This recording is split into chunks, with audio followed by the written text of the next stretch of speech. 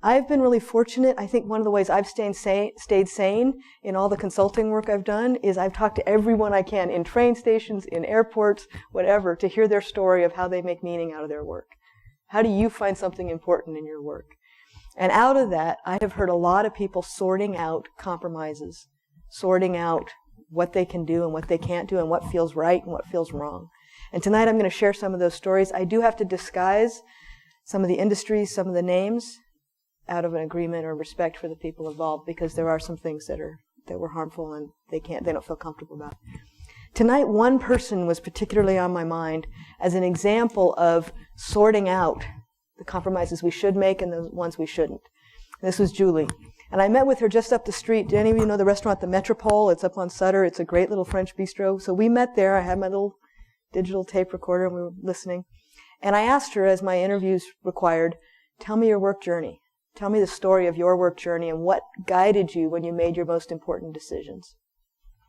And she started when she was 32. That's where she wanted to start her story. She was recently divorced, single mother of 2, no college degree, and no place to live. She was sleeping on people's couches, moving around. So she told herself to get a backbone.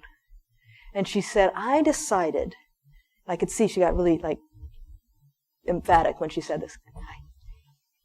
She said, I decided that I'm going to prove to myself, to my kids, and the world that I could be a winner. And I was going to do whatever it took to be that winner. And when she made that decision, she became Superwoman. She said, I drove myself like a machine. I looked the part, I dressed the part, I acted the part. I learned how to talk, how to pretend like I didn't have kids, how to stroke the boss's ego. She gave me the best metaphor I've heard yet about how to respond to change at work. She said, you don't just agree with a new initiative, right? There's something new comes along, it's the hottest thing in a company. So you don't just agree with it, you put the frosting on it. How can I? That's fantastic. How can I help? Any of you ever had to do that? Or felt like you had to do that? She really like gung-ho got on board, right? And it worked. So she made these, so I can get it to go here. She made these decisions, drove herself to do this. It was kind of a sacrifice. It was a bit of a way of thinking about it as a healthy compromise because it felt necessary. And she moved up. She moved up. She chose the accounting field. She moved up to become a senior director. To be a senior director of a Fortune 50 company. And then she became the chief financial officer of a Fortune 500 company and chief operating officer at the same time. But to do that, this drive to go along, this drive to do whatever it took, led to some things that didn't sit well with her. Things that tore her apart inside. It was a different impression. You had the surface impression and then inside. And this was echoed in many of my interviews. One of them was that they used layoffs to achieve financial targets to get bonuses in the current quarter. And she said, you get the bonus and the truth gets buried. And I'm not talking about layoffs that she felt were necessary for the business to be strong for the future. It was for the short-term financial bonuses of the executives involved. And it was short-shrifting the business's capacity for the future.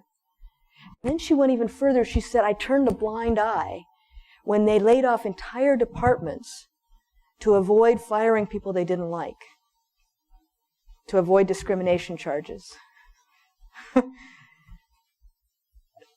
She said, this goes against everything I believe in. It tore me up inside. Literally, it's a very interesting metaphor. It tore her up, like it split one part of herself and the other part of herself, right? And she said, but I stuffed it. I had to go on. The only place it showed up was at home with my kids.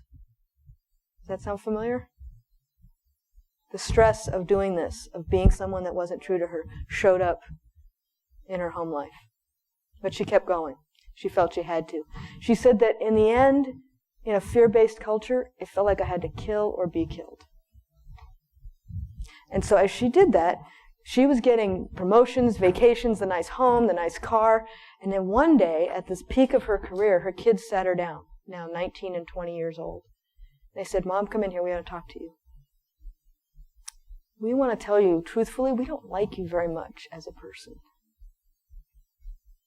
You might tell us you're doing this for us, but stop. Don't put it on us. We don't want this. This isn't the life we want. We don't care about those vacations and that car. We don't want to be around you as a person. She was devastated. I had been doing it for them. I thought I had to. I thought this was what life was supposed to look like. Right? And they said, but when I look back, going from, and you're going to laugh at the numbers when we think about Wall Street CEO compensation, but still, this was her reality, and for most of us, this was a big increase. Going from $150,000 a year to $250,000 a year to $350,000 a year was just a number. But I lost myself in the process. This is that dynamic of unhealthy compromise where you go from compromising to being compromised. And she said, I lost myself in the process and I did irreparable harm to my relationship with my daughter. Her son was able to get back in connection with her, but her relationship with her daughter was done for a long, long time. So there was this internal split for her with intense personal costs. And I'd like to be able to say that this was just Julie. There's just one person who made a bad mistake and don't do that one. But unfortunately, there was a pattern here that different people got into for different periods of time until they woke up and got out of it.